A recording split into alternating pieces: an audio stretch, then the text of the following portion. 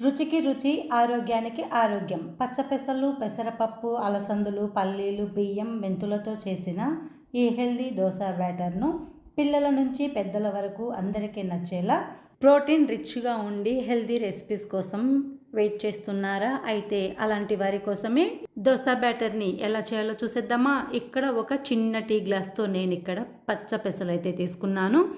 ఏ గ్లాస్తో మనం తీసుకుంటామో మెజర్మెంట్స్ అనేవి అదే గ్లాస్తో పెసరపప్పు కూడా ఒక గ్లాస్ తీసుకోండి. అలాగే అదే గ్లాస్తో పచ్చి శనగపప్పును కూడా ఒక చిన్న టీ గ్లాస్తో తీసుకోండి.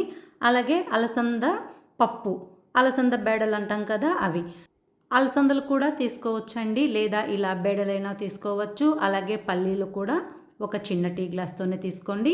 అలాగే రైస్ కూడా ఒక గ్లాస్ తీసుకోవాలి. మెంతులు 1 టీ స్పూన్ తీసుకోండి, చాలా బాగుంటుంది.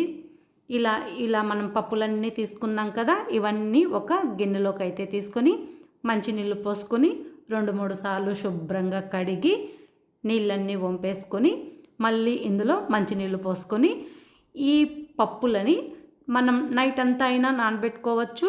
లేదా ఒకవేళ మనకి మార్నింగ్ 3:30 లేదా 4 ఆ సమయంలో అయినా ఇవి మనం నానబెట్టుకోవచ్చు.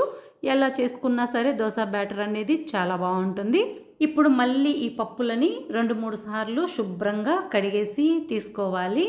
ఇలా కడిగి తీసుకున్న ఈ పప్పుల్ని మనం ఒక మిక్సీ గిన్నెలో వేసుకొని కొద్దిగా మంచినీళ్ళు కూడా పోసుకొని ఈ పప్పుల్ని మెత్తగా గ్రైండ్ చేసుకోవాలి. లేదా మీకు గ్రైండర్ ఉంటే గ్రైండర్లో అయినా ఈ పిండిని గ్రైండ్ చేసుకోవచ్చు. ఇలా ఆడించుకున్న పిండిని ఒక బౌల్లో వేసుకొని కొద్దిగా మంచినీళ్ళు పోసి అలాగే రుచికి తగినంత సాల్ట్, అలాగే జీలకర్ర 1 టీ స్పూన్, సోంపు 1/2 టీ స్పూన్ వేసుకోండి. అరుగుదలకి చాలా మంచిది. ఇందులో 2-3 పచ్చిమిరపకాయలు, 1/2 అంగుళం అల్లాన్ని, ఒక పెద్ద ఉల్లిపాయని, 2 రెమ్మల కరివేపాకుని కూడా వేసుకొని వీలైనంత సన్నగా కట్ చేసుకొని వేసుకోండి. లేదా మనం మిక్సీ గిన్నెలో గ్రైండ్ చేసినప్పుడైనా సరే అల్లం, పచ్చిమిరపకాయలు, జీలకర్ర, ఉప్పు వేసుకొని గ్రైండ్ చేసుకోవచ్చు.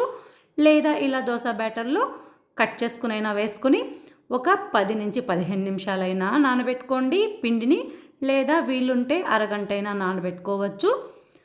అలాగే ఇందులో సన్నగా తరిగిన కొత్తిమీరని కూడా వేసుకొని ఒకసారి మళ్ళీ బాగా కలిపేసుకొని ఇప్పుడు వేడి దోశ పెనం పైన కొద్దిగా ఆయిల్ అనేది వేసుకుని మనకి కావలసిన సైజులో దోశలు అయితే వేసుకుని అంచుల చుట్టూరా ఆయిల్ అనేది కొద్దిగా వేసుకొని ఈ దోశని క్రిస్పీగా అయ్యే వరకు కాల్చుకోవాలండి. చూడండి, ఇలా వీడియోలో చూపిస్తున్నట్టు దోశని ఇలా ఎర్రగా కాలిన తర్వాత టర్న్ చేసుకొని ఇప్పుడు కూడా చూడండి అటు ఇటు ఎర్రగా కాల్చుకొని ఇలా మనం దోశల్ని వేడిగా చేసుకుని తింటే హెల్త్కి హెల్త్, రుచికి రుచి, చాలా చాలా మంచిది. ఇలా మీరు కూడా తప్పకుండా ట్రై చేయండి. ఈ దోశ బ్యాటర్లో ప్రోటీన్ ఎక్కువగా ఉంటుంది. ఇందులోనూ ఫైబర్ ఎక్కువగా ఉండటం వలన ఎక్కువసేపు పొట్ట నిండిన భావన కలిగి ఉంటుంది. అలాగే కండరాల ఆరోగ్యానికి చాలా మంచిది. పిల్లల నుంచి పెద్దవాళ్ళ వరకు మంచి పోషకాలతో నిండిన దోశ బ్యాటర్. ఇందులో ఐరన్, మాగ్నీషియం వంటి పోషకాలతో జీర్ణం సులభంగా అవుతుంది. అలాగే ఫైబర్ ఎక్కువగా ఉండడం వల్ల ఎక్కువసేపు ఆకలి వేయదు. రక్తంలోని చక్కెర స్థాయిలను నియంత్రించడంలో సహాయపడుతుంది. మనం తీసుకున్న పప్పు దినుసులన్నీ చాలా చాలా మంచిది. ఇందులో ప్రోటీన్ ఎక్కువగా ఉండి ఫైబర్ ఉండడం వల్ల ఆరోగ్యానికి ఆరోగ్యం, రుచికి రుచి. ఇలా మనం ఉదయం బ్రేక్ఫాస్ట్కైనా సరే, నైట్ భోజనానికైనా సరే ఇలా హెల్దీగా ఆరోగ్య ప్రయోజనాలతో కూడిన ఈ రెసిపీని ట్రై చేయండి. ఇలాంటి సింపుల్ రెసిపీస్ కోసం మన ఛానల్ని సబ్స్క్రైబ్ చేసి, లైక్ చేసి, షేర్ చేయండి. Thank you for watching video.